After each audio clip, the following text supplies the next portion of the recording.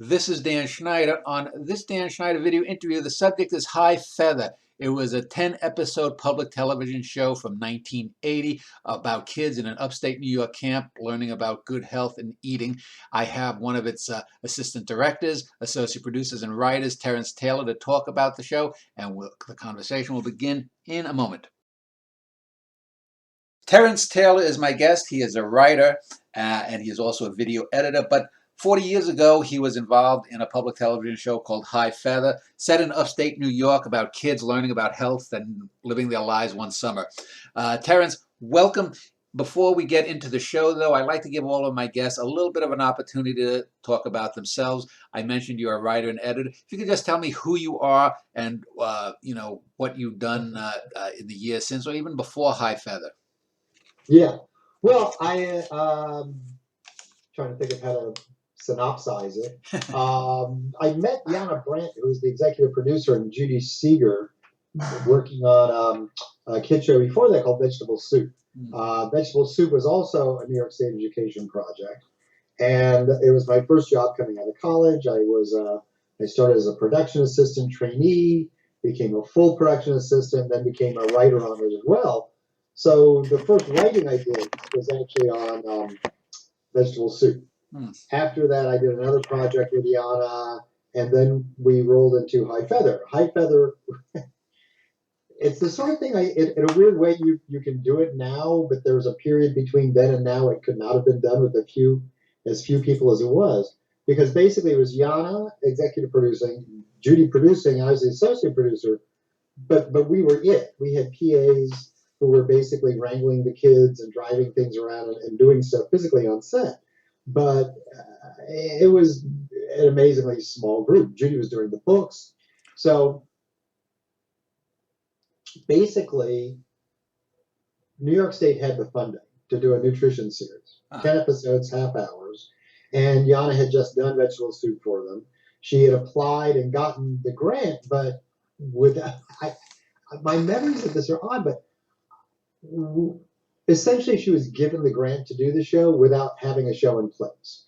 So once we knew we were doing it, we had to sit down. Usually the process is the RFP, the request for programs, comes out.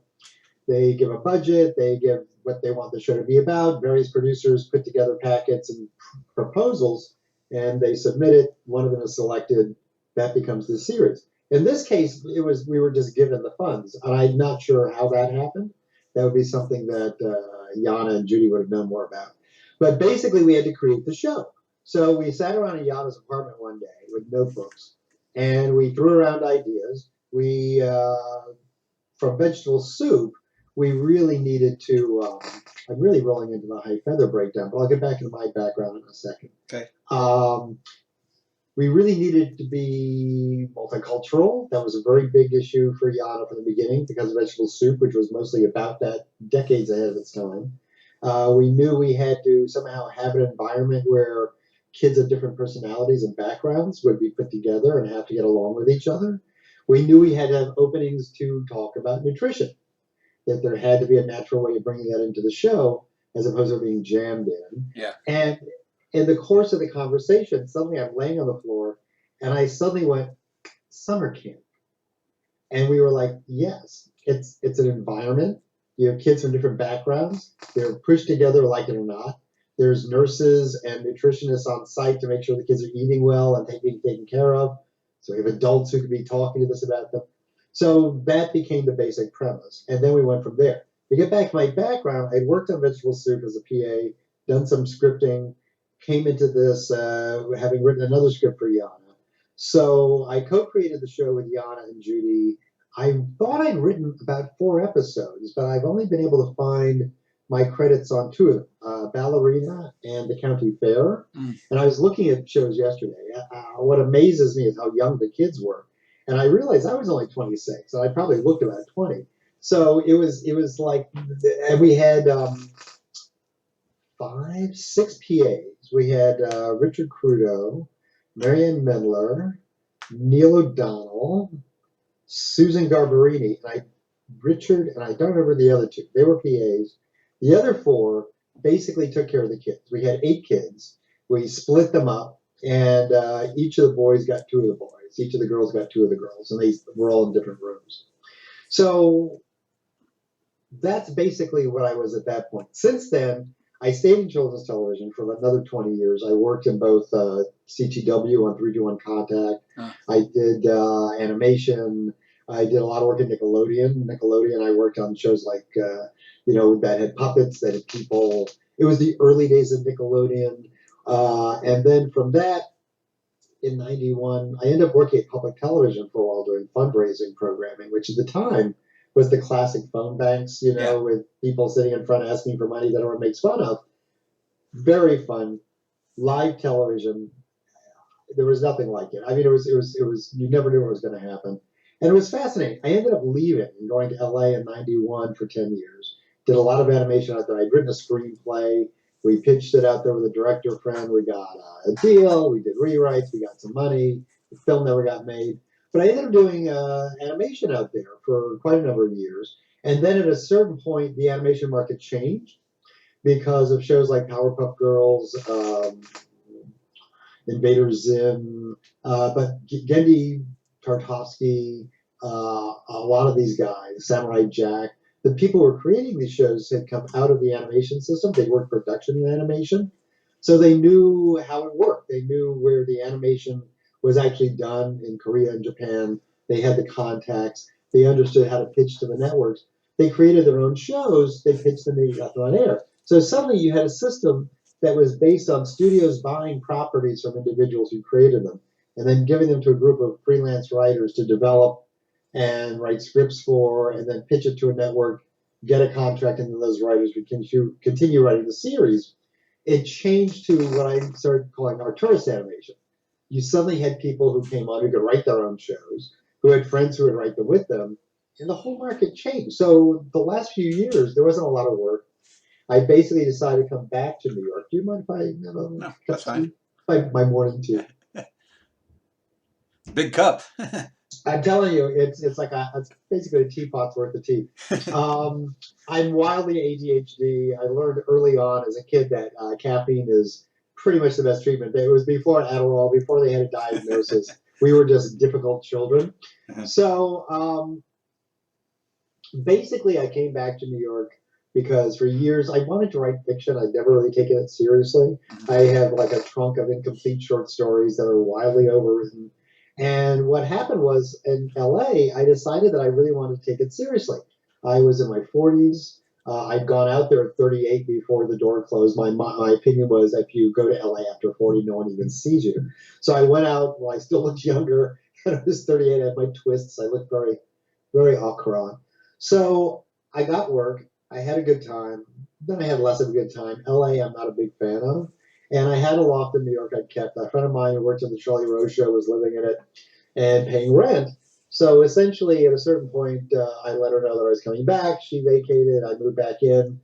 The mortgage was paid off. I could live here very cheaply. And that's what actually made it possible for me to spend the next 5 years working freelance doing graphics for the Skillman Foundation in Detroit and Chicago. No, Detroit. Had a friend who was working there, gave me work, did graphics for them, started doing more fundraising at 13, which slowly became more digital. It became less live, and we pre-taped and edited. So what we ended up with was a couple of years where I was writing every day. I was working 2 different jobs. I got the book done, managed to find an agent. She loved it, but the manuscript wasn't quite right. So I actually spent a year rewriting it from top to bottom. And at the end of that, she sold it to Macmillan and got me a 2-book deal. So I had one book. The book was set in the 80s, and it was about the accidental creation of a vampire baby. When you work in kids' TV, you can't completely take kids out of your writing. So the second book became 20 years later, where the vampire baby is now turning 21, has come back to New York to find out what happened then. And it set me up for like a third book, which I'm working on now, but took me 10 years because I hadn't intended to write a trilogy. So essentially, I went from writing children's television into more active production. I really decided at a certain point, I do want to get up at 5 a.m. I'm not a morning person. I wasn't wild about being on set all the time. I was good at it, but location shooting is chaotic. And I basically moved into full-time writing. And in the end, decided I wanted to write fiction. So I've got a nice little stack of books on the wall that, about a foot tall of things that I've written, short stories in various anthologies. And I'm still working at 13. I'm doing fundraising freelance, which is basically, organizing the shoots, taking the footage, offlining them, cutting everything together, taking it to the edit room to get color corrected and mixed. And I've been doing that for almost 10 years now. Well, And got really, really good at editing. Did a documentary that got nominated for a New York Emmy last year. That's good. So that's it. Okay. That's the background. You have to see. Yeah. Well, let's talk. You mentioned that the intent was to have a multicultural cast, and that's one of the things that stood out in my mind. For many years, for about 20 years, I High Feather was one of those shows I kept asking people. There's a show when I was a kid. Well, I was 15 when it aired. I was born in '65. That I remember, and I remembered it being set in upstate New York, and they were at a summer camp. No one knew. People thought I was crazy. They never heard of this show. And I said, people, and apparently when I was Googling about it, because this past Christmas, for example, I'm on Facebook, one of those pages with people from my old neighborhood. I just saw that today. Yeah, the High Feather Facebook page. Yeah. So, but I was on a neighborhood page, and I said on Christmas, does anyone know this show? And I described it. Within 5 minutes, someone said High Feather. I Googled it, and I was like, holy shit. For 20 years, I was trying to think of what that show was. And apparently a lot of people, this show stuck in their memory, but people couldn't place it.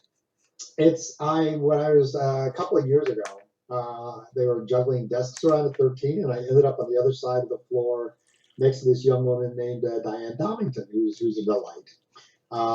Lived in New York all her life. And I had something up with my name in my cubicle. And at one point, she asked me, "Your name's Terence Taylor?" She said, "Did you work on a kid show called High Feather?" And my jaw almost hit the floor because I hadn't heard the show talked about in decades. Yeah. And the idea that she actually would know it was amazing to me. Well, not only did she know it, her and her brother were addicted to this show. They loved it.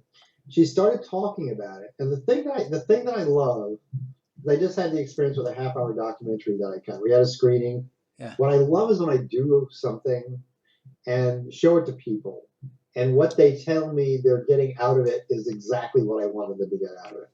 And what she talked about, when she talked about the show, she talked about how real the kids seemed to her, how much they liked them, the setting, how the stuff about nutrition flowed naturally and kind of made sense to them. But everything we had very deliberately tried to do with the show worked. I mean, here's somebody telling me that. Yeah. But yeah, I keep running into people who have this big memory of this odd show. Vegetable Soup was the other one because Outer Scope, there was this weird puppet show in it, and there were a lot of interesting segments. But yeah, this was a period, you have to understand, this was 1980. The other show I worked on was in the 70s. At that period, all three major networks, ABC, NBC, CBS, all had Saturday morning kid shows. Yeah. They would basically, for hours, cartoons, had all these kid shows. There was a certain point where that stopped. I don't know quite why. I actually did a show on on Saturday morning cartoons and their demise, but it's a complicated issue. But go ahead. I'm sure. You probably know more about it than I do. Part of what happened, well, there were two things that happened. Three things. Star Wars came out, and George Lucas kept the merchandising and licensing rights to all the characters and became a billionaire. Ronald Reagan deregulated commercial time. So you could have suddenly show commercials, these hour-long commercials on late-night TV. But also as a side effect of that, people who were making toys, like G.I. Joe, Transformers was a toy? Yeah. But they suddenly made half-hour cartoon shows based on the toy. They were literally just commercials for the toy, because after the kid watches the show, they want the toy. Yeah. But that wasn't possible before the commercial times deregulated. There was a limitation on that. Suddenly what happened was, up to that point, even at Nickelodeon, when we were doing shows there, people were in kids' TV because they loved it. Because they loved teaching things to the audience. They loved communicating with them. There was a period in my life I could have any 3-year-old rolling on the floor within 5 minutes. I mean, I knew the mind of a kid. I could make a kid laugh. And all of us in New York in the market were very, very much involved with giving the kids something wholesome and nutritious. So the reality was no one thought at that point kids TV there was any money. They weren't selling toys based on the shows. None of the merchandising concepts that are in place now were in place then. So people left us alone. Nickelodeon, we did some amazing things. There was a show called Live Wire, which is a teenage talk show that Alice Myatt produced that I worked on for a while. It just brought on amazing guests saying incredible things for the audience. We had Pinwheel House was a multicultural preschool kid show with puppets and humans of different races and backgrounds living in this house, this boarding house, this magical boarding house. The messaging was great, and at a certain point, when they realized there was money in this, that all went away. I mean, basically, all the shows got very much geared to commercial interests. High Feather was at the time when this was still not the case. High Feather was really done. The multiculturalism had to do with a lot of studies that had been done about what we know now to be the case about imaging for children. That if children see themselves on screen, they identify more, they'll take more away from it. We were doing educational shows. We wanted the kids to get messages from them. So if we had different kids from different backgrounds, and High Feather was perfect. I mean, it was 8 kids. You know, each week we covered all the bases. It was great. I mean, we had like 2 black girls from different backgrounds, 2 white girls from different backgrounds. The same thing with the boys. It was just a perfect little range of backgrounds and interests that somehow we showed melding. And so that was even positive messaging. There were conflicts between the kids in the beginning that got resolved by the end of the series. I looked at some of it last night, and it's kind of amazing. There's a very documentary feel to it. I mean, all this stuff is shot on 16 millimeter cameras, light handheld 16 millimeter cameras on location, minimal lighting. You know, we're lucky we could get the shots we could with some of the camera equipment of the day. But it had a very realistic feel because it was very gritty and dirty and just shot where it was. And it was putting it together was an amazing process. It was 8 weeks in Mahopac, New York. Terence, let us talk about first the kids. I'll give their names, and we'll talk about how you got them. So let me just, for the record, there were 8 children. There was Jacqueline Adam, who played Leslie Reynolds. She was the really tiny black girl who was the ballerina. There was Brian Goldberg, who played Stan Lipton. I think he was the diabetic kid. Yeah, yeah. Virgil Hayes was Leo Bartlett. He was the big, tall, good-looking black kid. Yeah, yeah. Richard Levy played Tom Page. He was the little short, fat little white kid. I even say chubby. Looking at him now, it's like God. The standards of fat were kind of severe. Yeah, he was really chubby. He really wasn't very big at all. Yeah, Cindy O'Neill played Suzanne Freestone. Emily Wagner, who apparently became the only actor that followed a career in acting. She played Kathy Ellers. Tasha Washington played Ann Campbell, and Tino Zoldoval played Domingo Ramos. And someone mentioned on one of the websites, was there something with their names all being about eating? Like there was Campbell soup, there was Freestone peaches, there was Lipton tea, and so forth. Was that deliberate? Was that a deliberate? I never noticed that. That wasn't at all deliberate. At least not on my part. I mean, maybe Judy and Yana on some level were making jokes. But, I mean, you could say Reynolds rapped as kind of food oriented. Yeah. So but, were they? That's a funny observation. I don't believe that was at all deliberate. So I'm trying to figure out who Baby Joey is. Brendan Kavanaugh is Baby Joey? That might have been the one episode where Stan is playing tennis and he has the little kid who idolizes. So I actually watched some of that last night. Yeah. I guess it could be the littler kid. Yeah, but let me just ask. So you had the 4 kids. Were the kids chosen at the summer camp, or were they? No. No. Oh my God. No. Oh, pardon my language. That would have been disastrous if we waited until then to look for the kids. Oh no. New York State gave us office space in the DMV building in downtown Manhattan. There's this whole around the courthouses and everything. There's this whole like sort of area The DMV building is on one side, the courthouses are on the other. At the time, there was a piece by the artist Richard Serra called Tilted Arc. Ah, I yeah. don't know Yeah. if you remember Tilted Arc. Mm. Tilted Arc was like a 30-foot, 6 to 8 foot tall slab of steel that curved. Yeah. And it was positioned on the point of this giant plaza that was at the base of one of the government buildings. Mm. Now, there was a lot of controversy about this because anyone and everyone who worked there hated it with a passion because they had to walk around it. There were just certain places you had to get to. You couldn't just cut straight across. You had to walk 20, 30 feet to get around this thing. Drove everybody nuts. All these complaints. Eventually, it was taken out. Richard Serra renounced his citizenship over this. There was, oh my God, it was a big mess. But that was the area we were in. So we're upstairs in the DMV building. These were old government buildings. So we had, we were on this floor with all these cubicles. So, and there were these old-fashioned metal and glass cubicles. They had these 1940s fans on the wall. So it was like going into a time machine. So we cleaned up a couple of the cubicle areas to work in the production office. And another cubicle was used to store props. We borrowed all these things for the different episodes. Once we had scripts, we started gathering props and stuff. So I don't remember the source of the call. I don't know where, and this is why I wish we did have Cindy and Tino, because they would remember how they've heard about this. I don't remember how we got the word out to let people know that we were looking for kids for this. But we did auditions there. Judy and I, we were the production team. I don't know that Yana came to the casting. She might have I think she looked at the kids once we had a grouping and approved them. But we did casting. I don't even remember how many kids we talked to. In the end, we got the 4 we got. Now, as I recall, none of the kids had any prior real acting experience. Emily may have, because she obviously was interested and went on into a career. But at the time, I don't remember any of them having any professional acting experience. We did readings with them. What we were looking for were kids that really kind of matched the role, so they didn't have to do a big stretch. They were pretty much characters like the kids that they were, so it made it easier for them to inhabit the parts. Okay. And their characters enriched our characters.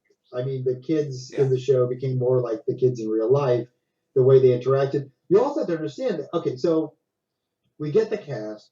We then have to figure out where we're shooting. At the point that we were looking for locations, I immediately started beating myself up because it was like, what was I thinking? How are we going to find a summer camp that will let us do this? Because the thing is, we're going to shoot it over the summer. Well, that's their season. And we needed it in their season. We needed the kids in the camp as background. We needed to see an active summer camp. So we approached a whole bunch of camps. We finally got Camp Madison Felicia, was a small enough camp in Mahopac, New York. A lot of their income, there was a wonderful interracial couple running it. Black man and his wife was white. They basically were using it to do camp programs for urban kids. So I think they had a contract with the city of New York or the state, and they would bring up groups from the city. The kids would spend 2 weeks in the country, go back to New York, and that worked great. It made that, to a large degree, a lot of the background kids were predominantly Black, which I certainly didn't mind. But we periodically would have to bring in other extras just to mix it up and keep it interracial. And then there was another camp that we went to shoot. I think that we shot the dining rooms there, but we just did a limited amount at the other camp. Most of the time was at Camp Madison Felicia. They had cabins, and it was a big forest setting. They had everything we needed. It was perfect. And were the counselors and the adults in the show also professional actors? Yeah. And how about there was one episode where Tom, the chubby kid, is bullied for his weight, and there was like a gang of other kids. Were they actors as well, or were they? Yeah. Okay. Yeah. Anybody with lines we cast and brought up there. Okay. Tom's family back in New York goes home for that episode, but anyone who had lines basically was cast. There were only a few exceptions. Like we did a scene, I think it was in the county fair, where we went to a supermarket and we have one of the kids watching this woman, check the eggs, and she explains why. Yeah. And she was, I think, the wife of the manager or someone who was connected to the place. She was a non-professional, Yeah. but everybody else was professional and great. I mean, my God, let me get my cast list up here. No. But I remember I loved. Why is it not opening? Oh, for goodness sake! Oh, here we go.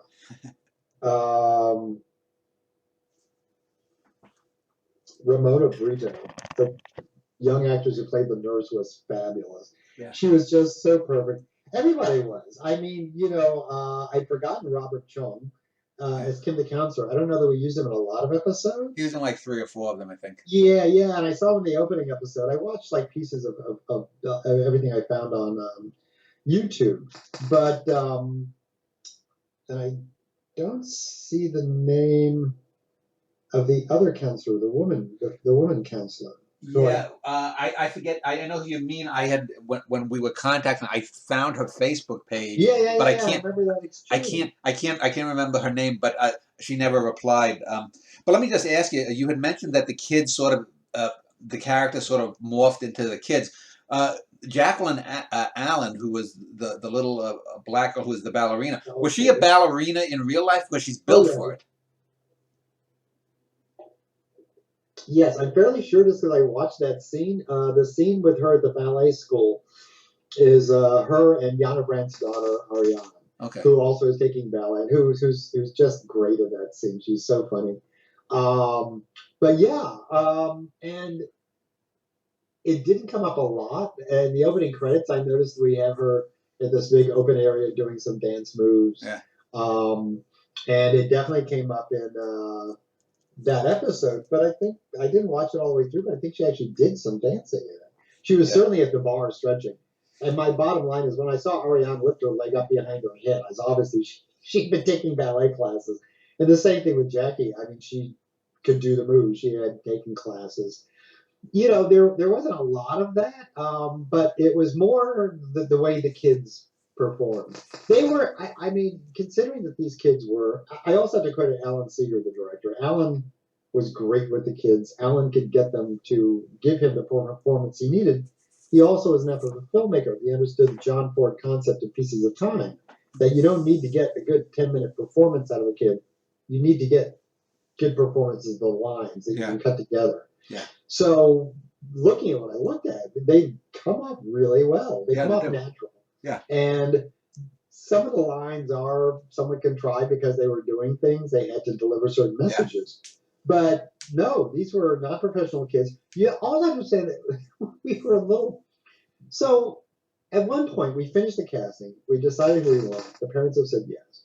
And Judy and I are sitting there, and we're like, this is crazy. We've just told these people we're going to take their children away for 8 weeks, and they're not going to see them. And they're fine with that. They talked to us for an hour. How the hell do they know even who we're saying we are? By the time they figured out they were never seeing their kids again, it was 2 months from now. So it was a much more trusting age. Yeah. I mean, there wasn't so much terror around the nature.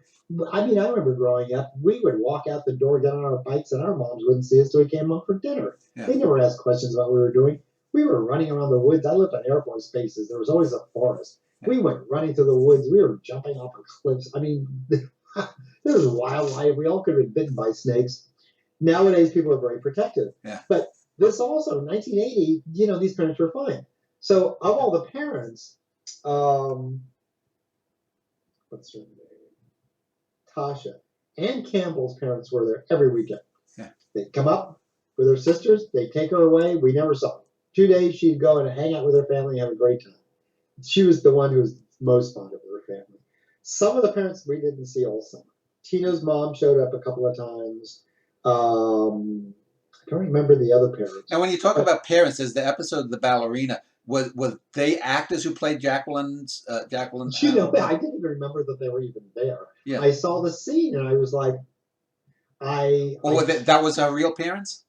I don't know. Oh, I don't remember. I didn't even remember that her parents took her to the class. How I'm about watching Tom? this How kid. about Tom's family? That they had to be They actors. were all actors. Yeah, They were all actors. So the funny thing is, in the Tom episode, the going home episode, I'm watching it and I'm seeing all the different. And the thing is, I couldn't watch the episodes all the way through. You get flashbacks. You yeah, just get thrown back into that period. All you can see is everything it took to get those shots. yeah. But it was so funny because there were so many things I'd forgotten about. I forgot the big basement party, Oh, yeah, which was very Queens at the time. I yeah. mean, all the kids that have basement parties, low lights, lots of music. So I'm watching it, and my youngest sister is in it. Is in the scene. She was one of the background players, and I completely forgot. I grabbed a screen grab and sent her a text. But I thought that was hilarious. I kept putting my family into these things. Yeah. But no, it was we cast all those. They were all actors. And again, I don't know if we were putting on cattle calls in the trades. Mm. I don't know if Yana had contacted a talent agent to find people. I know the other actors, the adults, were all professionals. They'd done acting before and went on to do other things. Well, Terrence, let me before I go sort of episode by episode and talk what it But was and whatnot. You had mentioned some of the kids had some quarrels. Were they the typical kids quarrels, or were they like, oh, she had more scenes than I did in this episode, kind of a quarrel? oh, did I mention the kids having quarrels? Yeah. I don't remember. Well, the kids were 12 to 14. Brian, who played Stan, was the oldest. He was 14. Brian was like a 35-year-old in a kid suit. I mean, he just wandered around with his hands in his pockets, making acerbic comments about stuff. And, he'd go hang out with the crew between takes and chat with us. But he was like a little adult. The rest of the kids were more kid-like. And there weren't quarrels, there was teasing. Richard took teasing from, Virgil. And, Brian would, tease him periodically. The girls, I don't remember the girls having that many conflicts. They sort of became a pack. Mm-hmm. But it was more kids being kids. I mean, kids of that age, there's just things they're doing emotionally with each other. And they became this little, like, sort of family unit because we had the kids split up. So each of our PAs had two of the boys in the room with them to keep an eye on. So each of the boys was assigned two of the kids, each of the girls, two of the girls, and they would be responsible specifically for them. Yeah. But so most of the time the kids were together or in meals or on location. And we shot a lot. I mean, we shot for 8 weeks. We shot 10.5 hours. So I don't know how long the days were. They couldn't have been that long because there wasn't much night shooting. We only shot during the day for the most part. I think the only time there was a night shot was where the kids get lost on a hike. Lost in the Woods, probably. I'll have to go back and look at that one. I saw that listed, but I didn't watch it all the way through. Yeah. I was looking. I thought I'd written 4 episodes. I only found 2 with my name on it. Unless I wrote the first one. The credits weren't on the first one on the listed episodes. But it may have only been Ballerina and County Fair. But I thought Deep Water does, too. And let me ask you this, Terrence. You talked about the professionalism of the show. Was the show, because it was from New York State, was the show using SAG and unionized actors? Were the kids, did they have to join a union? No, it was a non-union show. At the time, I mean, the budget was low enough. It was a small enough production. I mean, there was a lot of non-union work being done in New York at the time. Mm-hmm. The unions were still growing. And AFL-CIO had merged with, like, the Writers Guild and all these other unions. So the Teamsters were still separate. But yeah, Veggie Soup, as far as I recall, was non-union. I joined the Writers Guild in the 70s, but I didn't join it for Vegetables Super High Feather. I joined it for a script that I wrote with Yana for another series. I don't quite remember the name of it, and I don't quite recall if the series actually got made or the episode got shot. I'll have to go back and look that up. Okay. But yeah, I mean, you have to remember, I mean, this was an incredibly small production. I mean, it was literally me and Judy running it. Yana came down a couple of times, but she wasn't on location for the summer. And we had these 2, 4, 6 kids who were driving the cast around, who were going out with me, doing location scouting. And we had the cast, the director, and the crew. The crew was minimal. We had a sound guy. We had the cameraman. We had an assistant camera who would keep loading the magazines and swap them out on the cameras and hand them the camera back. It's as indie a crew as you could get. We were shooting it really news style. I mean, it was really being shot like a news story would be at the time. Camera and a sound guy with a boom, and bam, in and out. And basic lightweight lighting, high-speed film. It's the sort of thing that can be done so much easier now with low-light digital cameras. I mean, I would love to see how gorgeous it would look now. But I'd also love to see even those filmed episodes transferred to high-definition video. The episodes I watched were all transferred to SD, which was the standard broadcast of the day, and then put online. But I watched Columbo on Netflix a couple of years ago, and they'd taken the original filmed episodes made in the 60s and digitized them. The show was gorgeous. Yeah. So I know High Feather would look just amazing if it was digitized in the original 16mm episodes. So, Terence, let us pick up. I just want to briefly go through episode by episode and any memories that come back to you. We've talked about maybe 3 or 4 of them before. So the first one was called, well, let me just run through the 10 and then we'll go back. The first one was called Deep Water Test. The kids meet. Tino's character, Domingo, almost drowns and they all become friends. Stan's secret is the second one, that he's a diabetic. They think he's a drug addict, but he's really a diabetic. Swifty is Tom, who's being picked on for being overweight, and the other kids rally to his defense. A Nose for News is Stan volunteers the kids for the camp newspaper, and a lot of havoc ensues. Ballerina is where Leslie, the character of Leslie, is a ballerina, and she's having some anorexia issues. Lost in the Woods, 4 of the kids get lost. Going Home, Tom goes home. And interestingly, that's the last episode with Tom. Then the county fair is where the kids go to a farm and they pick vegetables, and there's that silly little song, "Vegetables are so good to eat." Then there's Saved from the Pound. The kids deal with senior citizens and a lost puppy. And then the end one is just the Food Follies, where the kids are doing a show for the local community. I watched the beginning of that. That was so funny. Now, that's odd. Tom didn't come back for the last 3 episodes? Yeah, he's not in the last 3. It rings a vague bell. I think there was a reason for that, and I think it was because he couldn't stay the full summer. Interesting. Oh, okay. So that's interesting that his real life impacted the show. Yeah, no, that's so odd. I'm gonna have to go back and look at that. I hadn't realized that. Yeah, but it does add that cinema verite kind of feel to the whole 10-episode arc that sometimes. But anyway, well, that life changes and things happen because of it. Yeah.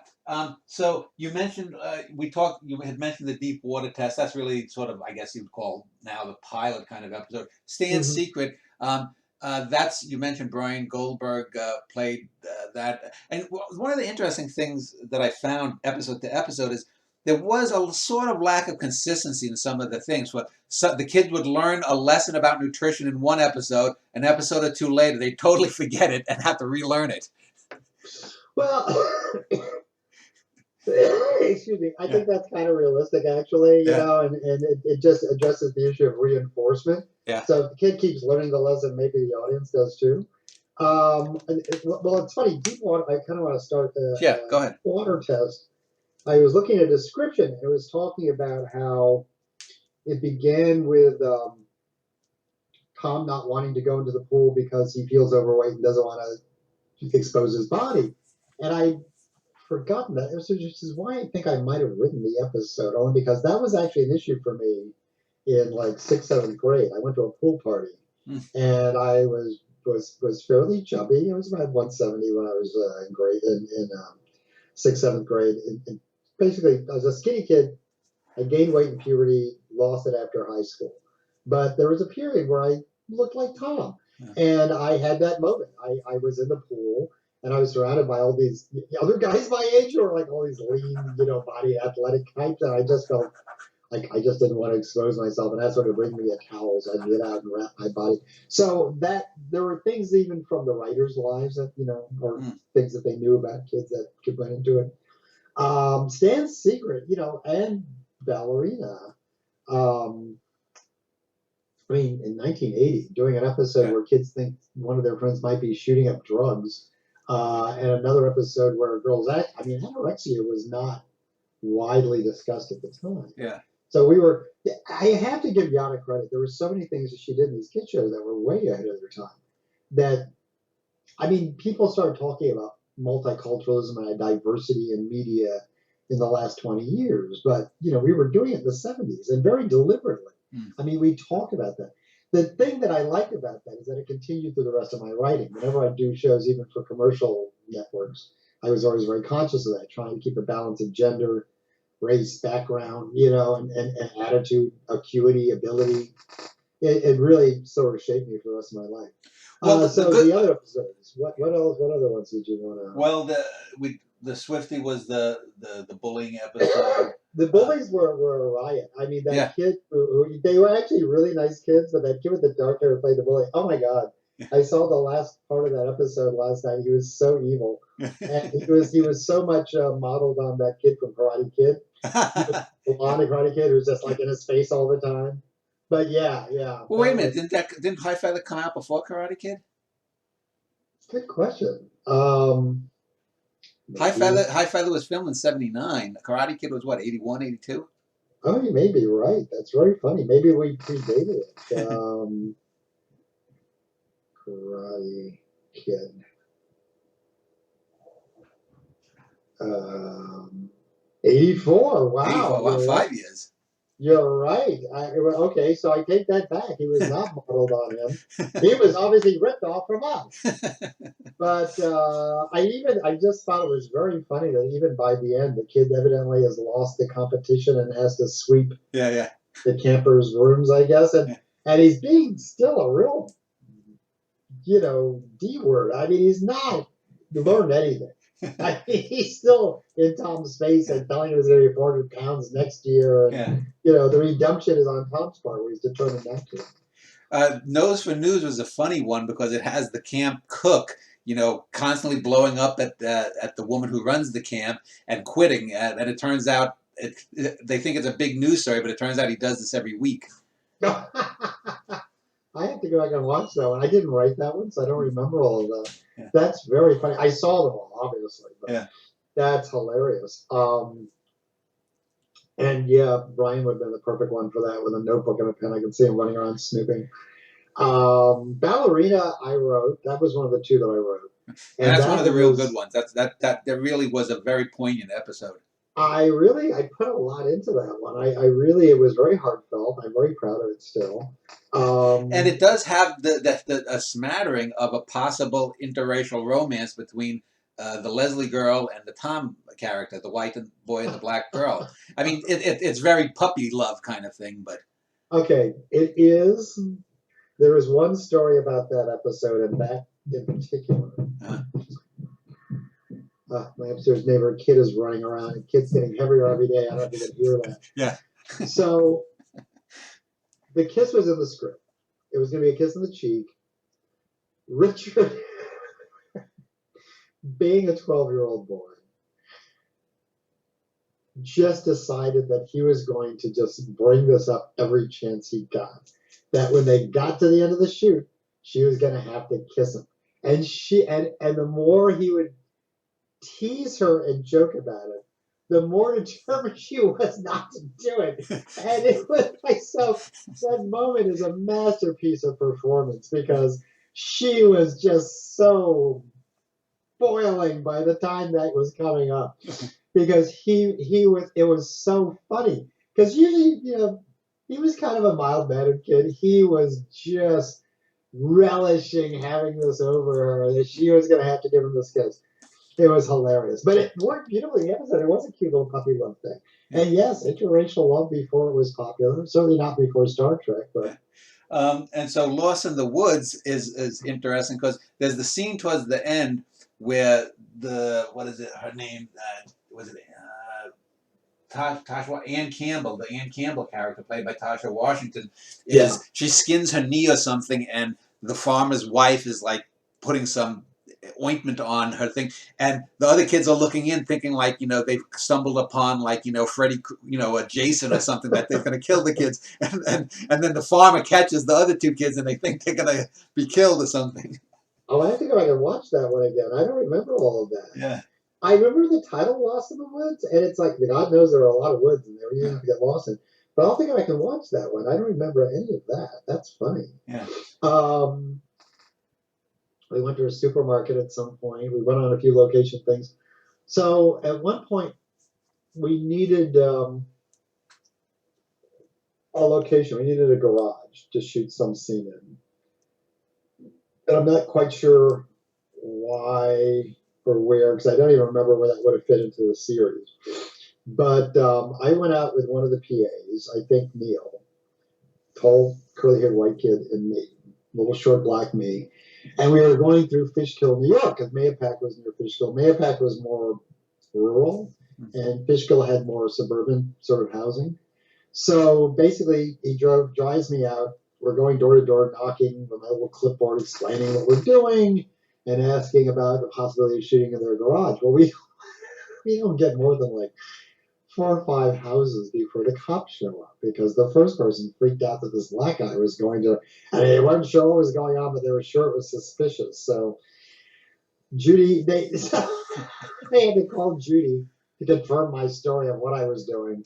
Nothing came of it, but it was upstate New York at the time. Well, thank God. Today you might get shot. Even back then you might get shot. Well, I mean, I was a fairly savvy young kid who could talk his way out of most situations. And I sounded very articulate. I had this white kid with me. So, I mean, they weren't that concerned. But, once she confirmed what was going on, they just sort of advised us to be a little more careful about it. I think we dropped all of that. I think we went somewhere else and did something else.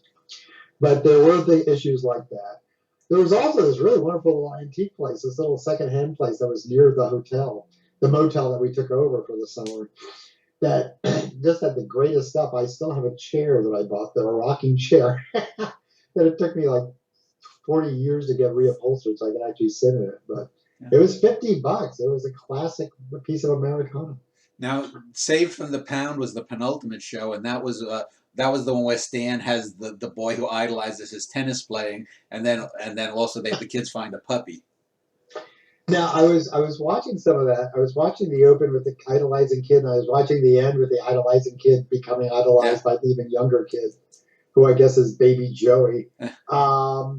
Unless the kid playing tennis was Baby Joey. But that was very fun. I don't remember the dog. I have to go back and look at the middle to remember the whole thing with the dog. I don't quite remember Saved from the Pound. For some reason, I do seem to remember.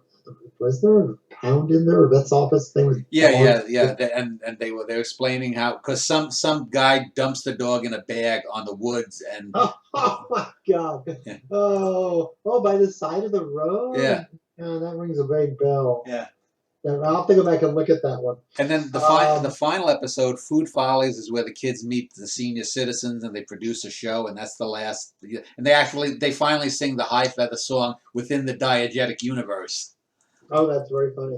Well, I have to look at that one too, because I saw the opening where they're doing the Mother song, and that was so silly. What I loved about that is the kids do this song thing. They're lined up, front to back. So they sort of come out one by one as they step off, doing M is for this, O is for that. Yeah. And at the end, they cut to, Jackie. Why am I not finding her name? Yeah, Leslie Reynolds, the Leslie character, who's directing and is like, no, that's all wrong. And she's just doing it so perfectly. It was so funny. There's so many things you remember and don't remember. I got copies of the vegetable soup shows from a guy in Washington, and basically gotten obsessed with it, did a research paper on it. He works for the Department of Health. And he's doing a documentary. He shot me and a bunch of other people that worked on it. But it brought up a lot of the issues that were brought up around High Feather as well. And the Going Home episode was very fun. It was the interesting thing of how well can you maintain good nutrition lessons when you get back to your regular environment. And Yeah. that's what we showed Tom going through. I had no idea. I'd completely forgotten the basement party and the sister having to take Tom with her and him in his little polyester jacket and going in and getting a big handful of these bad snacks because there's nothing else to eat and going upstairs sad and going outside to just basically eat out of unhappiness. And his sister noticing it, going upstairs and having this wonderful little conversation with him. I mean, there were these really nice little emotional moments. I Yeah. mean, certainly, I'm sure now, decades later, some of it seems a little contrived, but there was a nice sense of people caring about each other and paying attention to each other and being concerned, caring about people's feelings and addressing them. Well, let's pick up on the sort of the impact and the legacy of the show. I talked about how, and you had mentioned someone coming up to you years later who was sort of a super fan of the show. Was the show ever shown outside of New York State on other public television stations around the country? That's actually a really good question. I'm not sure. I know that New York State gave the programs or sold or whatever to PBS because Vegetable Soup ran on PBS, and I think High Feather did too. There were a lot of shows that were low budget educational kids things that were run on PBS. So I think that they put it into the network. I don't think it was just run in Channel 13 in New York. Mm-hmm. I think it actually did get air around the country. I'd have to Google that. I'm curious. I'm surprised it doesn't say anything. You know, it's interesting because I remember I mentioned how for a couple of decades the show had stuck with me, and in my mind when I saw the show and someone had mentioned it around Christmas time and told me about the name, it immediately I was like, oh, that's the show. But in my mind, I always remembered, I thought the kids were a bit older. They were 15 or 16, but you said the kids were all 12 to 14. I guess maybe it's because they seemed more mature than most kids of their age. Well, they were terribly scripted, which helped, but yeah. But they also were. I mean, they were very mature kids. They were kids whose parents could leave them for 8 weeks and know that they'd come back okay. Mm-hmm. The other thing is just I mean, I found it very funny when I hadn't looked at the shows in a while, and when I turned them on, I was very shocked at how young the kids looked. I'd forgotten how young they were. Yeah. And it just makes the performances and everything they did that much more amazing to me. But it's but it also, in a weird way, when you get kids between 12 and 14, there's still an element of play acting in them. Mm-hmm. So I think to a certain degree, it's easier for them to pretend to be something they're not than it would be for somebody older to just take away their own personality. And the fact that the personalities of the characters were not dissimilar to the characters of the kids. What was PBS's reaction to it? Did they like the show? Did they ever say, can you do a second summer where the kids go back to camp kind of thing?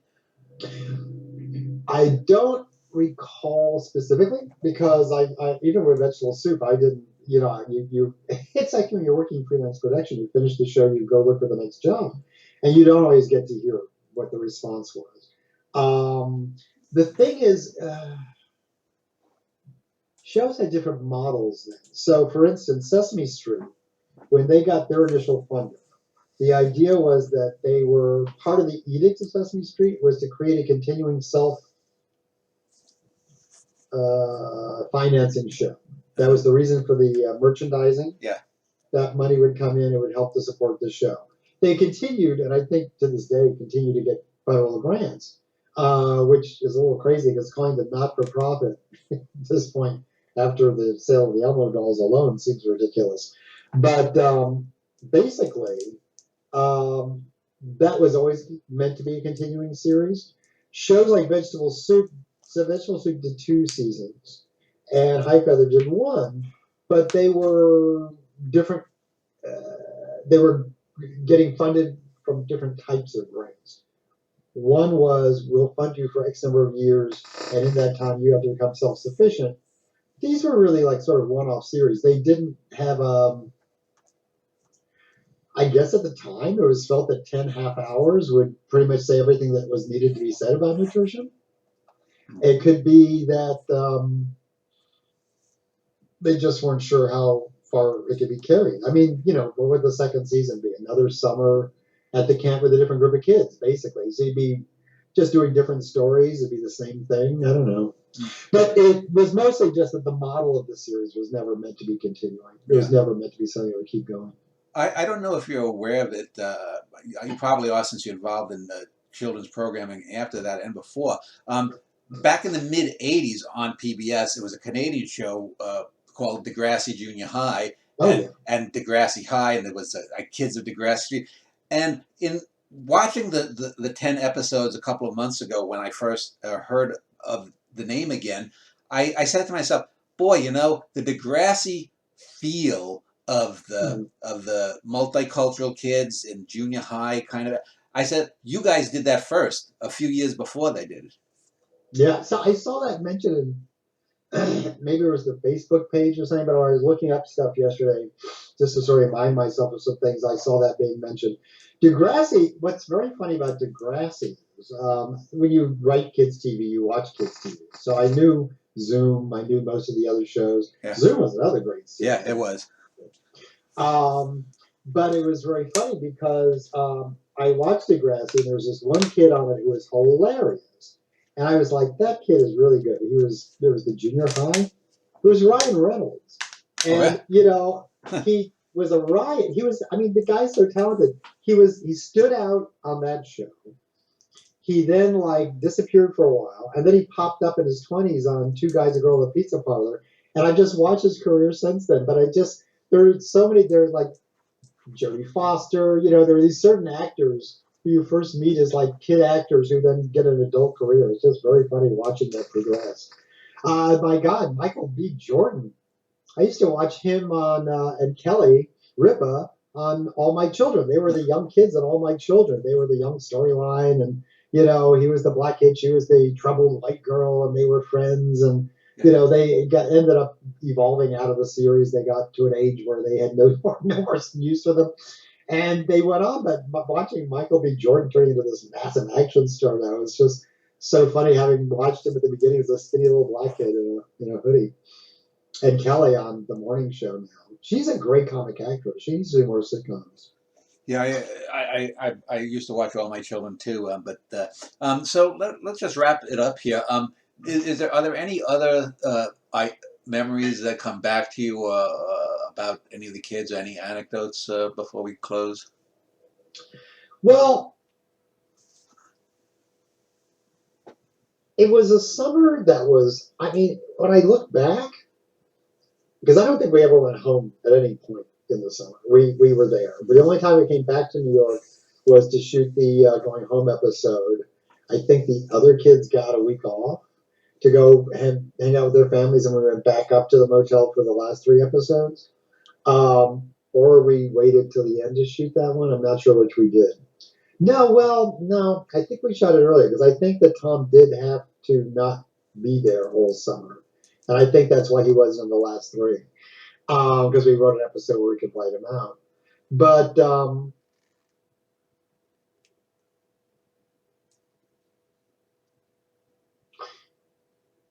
I went to St. John's University, and I took film classes. And you learn the theory of film. You see movies, you learn about montage, editing, the techniques of film, but you don't learn how to really make a film. You get a camera, you get to shoot some stuff.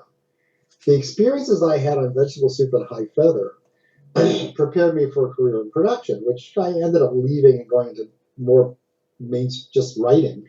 But there are so many things that you learn when you're trying to actually shoot something on location that you can't teach in school. Yeah. You learn how to keep people from walking into your shots without them getting angry because you're keeping them out of their house. Yeah. You learn how to just smooth things over. You learn how to just keep the machine rolling. And that was what taught me that and held me in good stead. I do work at 13 now. I go to the studio. I spend a day, we shoot 2 shows worth of breaks. It's a tight day, but I learned to keep an eye on the clock. I learned how to keep the set laughing and keep people light, keep people moving forward. All of that came from these shows. And the main thing is, when I think about it, both of those shows, you learn it in the trenches, because you're not just shooting a show, you're shooting a show with kids. And what it takes to keep them up to keep their energy going. The first thing you learn is never give them sugar, nuts and fruit, no other snacks. Because if you give them sugar, they're going to bang and crash. So you learn how to pace them. You learn to keep them from getting exhausted. You learn how to amuse them between takes so they're not getting bored with the whole process. Because 90% of your time on the set is sitting around waiting for the next thing to happen. There's bursts of shoot, but in between shooting is moving lights, it's things moving around. I mean, it's hurry up and wait is the expression. So the main thing I look back on is that I got to work with a really fun group of people. The four main PAs, Susan and Mary Ann, stayed in production for a while, ended up getting married, lives in Queens now with her family. Same with Susan. I don't think she stayed in production too long. Richard Crudo, who was one of the APs, ended up staying in the business, and I heard was actually the director of photography for the American Pie movies. So Richard did quite well. And Neil, I think, stayed in production for a while. For some reason, I want to say he went into insurance, and I don't know if that's not at all right, but, he did well. He's a house in Long Island. But I stuck with media. I stayed in television for decades. It was a business that paid well and was interesting. It taught me story. When I was writing the novels, what was the funniest thing about it was that everything I'd learned working on these kids shows, I applied to writing horror for adults. Because what you learn writing educational children's television is how to emotionally connect with your audience, how to get them to believe what you're telling them, and how to pull them into your world. Well, that works with adults too. So, I mean, all these shows taught me that. So, I don't think there's anything quite like it now. I think that now things are more unionized, so you have larger crews and things. You can't cross the lines in the way you could. I mean, I was doing props, I was doing location scouting, I was doing casting on set, because a lot of the people who were cast up there. Yeah. I mean, the bullies and all that. We were getting people from upstate, so we didn't have to bring them up from New York. But the amount that you could learn on a very low budget production, like the ones that I worked at the beginning, the first 5 years of my career, is invaluable. Because if you have to do everything because you can't afford to get other people to do it, you learn how to do everything. Yeah. And that's what it gave me. I think it's wonderful that people feel the way about it that they do, because that just validated that we accomplished what we were trying to do. Yeah. And that's the biggest thing in production that gets very strange. If you're not working a huge production where it's reviewed and there's constant talk about it, if you're doing the mid-grade basic stuff that keeps the industry going, you produce it, you cut it, you put it out there, and unless you really start, now it's easier to Google and get information about what people think, but you were kind of working in a vacuum. So we kind of assume that they work because people kept hiring us. But to find out years later, I worked on You Can't Do That on Television. When I went to LA and that came up, I'm running into all these people in their 30s who were like, oh my God, that was my favorite show, and could cite shows that I'd written. So it's an amazing thing. One of the things about writing children's television is people remember that stuff, and when they find out you did it, they immediately. It's so much more heartfelt than talking about a show they watch as an adult. Yeah. And I realized that what we were really doing was what we joked about. We were raising people's kids. We were giving them values. We were giving them information about the world that would help them move through it better, and social skills, and just good attitude stuff, that you don't make fun of people, that you don't be a bully. We were doing anti-bullying in the 80s, Well, I wanted So, to I wanted to just state that I will link to two of your websites, your editing website and your book website sure. for you, Terence. I will also link to the YouTube page that has all the episodes on it and a couple of other links. And I just wanted to thank you for spending an hour or more speaking with me. And just so people know, I was hoping to have a couple of the child actors, now adults almost my age, on, but for a couple of reasons, things didn't work out. Hopefully, maybe I can get one or two of them in the future. Terence has said he'd like to join in on that as well. So maybe we, in the near future, will have another opportunity to speak. And also, too, if any of the other actors, other than Cindy and Tino, the two who are to be on, if they come across this video, please feel free to contact me, and maybe we can talk a bit more about their experiences too. But anyway, thank you very much, Terence. It was a very good, insightful interview, and it was an enjoyable hour to spend talking to you about, I think, a really, really underrated and a very good show. It was I think it was one of those one of a kind things that happened in the time that it happened for all the reasons it did. Mhm. And I think it's just sort of wonderful that it does get remembered. And the other thing is just that